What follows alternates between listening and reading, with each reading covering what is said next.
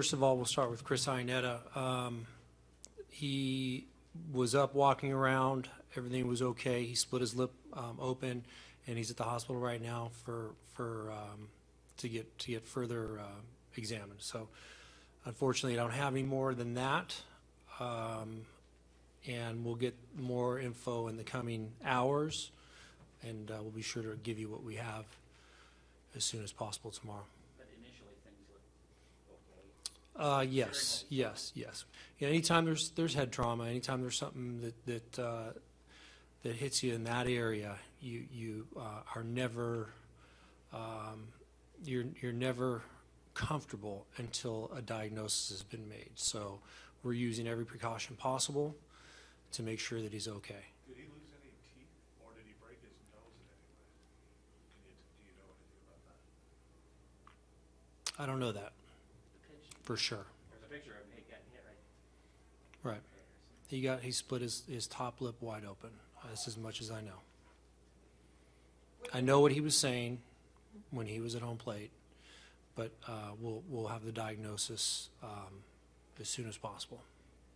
There's just a history with this, with the Pirates, it seems, especially with this, Goldschmidt's hand being broken. And is this something that needs to be addressed, do you feel, with this, especially with the way the Pirates seem to have a recurring throwing the ball up and in? I think the pitch just got away from their pitcher, and I'll stand by that. Certainly puts a somber mood on what had been, even for Chris with his home run and just the offensive production that you guys were having, and overshadowed all that. Yes, anytime you see one of your family members go through something like that, it's pretty traumatic. It had a huge impact on our dugout. He is a veteran. He is well liked. He's a leader, and he went down, and it hurts. It hurts. It's part of the game that I don't enjoy whatsoever. Unfortunately, it is a part of the game. But the guys were there to support him and love him up, which was what he needed. And we'll get him back on his feet, dust him off, and get him back in there as soon as possible. What do you like about your hitter's approach today? As far as the game, I thought we offensively we waited out maybe an uncomfortable situation because we didn't have familiarity with their starting pitcher. But the second time around, I think we saw a release point, we saw location, we saw depth of pitches, and we started to really zero in on our approach.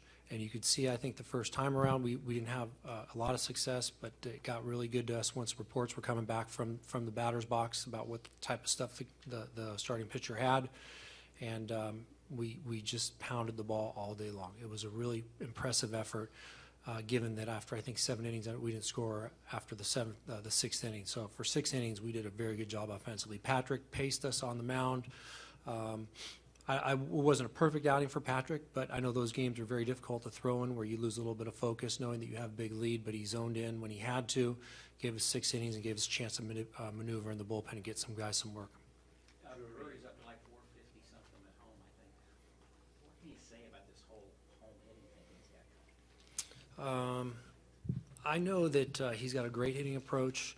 I know he's had a very good offensive year last year for a young player, and I just thought that as I was listening to him talk and overhearing some of the things that he was saying, he was connecting a lot of dots with a very solid offensive approach. So what he's doing right now is not surprising me. Whether it's home or the road, I just look at the overall numbers. He's been very productive. He's engaged, and his swing looks very connected. Drury's third homer really kind of changes that inning from just a 4-1 lead to 7-1, kind of opened that up a little bit. Yeah, I think that's something we talk about here. We preach being ready to be the guy to break the game open. You never know when that moment's going to happen, and you got to step up to the batter's box looking to do damage and deliver the kill shot. So he did a great job there. It was a great swing on a ball that broke the game open, and I think from that point forward, we were in command of that ball game. You would have scored more runs in 4 games than you did on your road trip. Chase Field medicine, right? I don't know. I know I don't think there's a huge sample size to say that this is anything other than us maybe maturing and growing up on the road. We're comfortable here. We know that. But we just have to continue to do what we can at home and go on the road and have the same type of approach. And I think at the end of the year, it's going to balance itself out. The 7 runs you got in the third and then the 4 in the fourth, is this just an example of the guys talking with each other, sharing intel? I think so. I think there's a lot of great conversation. First of all, we have 2 really good hitting coaches that are digging in and trying to give all the information they possibly can prior to their first at-bat, and Dave Magadan and Tim Laker. And then once they see it, once their eyes are engaged upon it, they get that info, and then they come back and share that info. And that's been our theme all year long. And we're a very connected team. We're everything's linked together.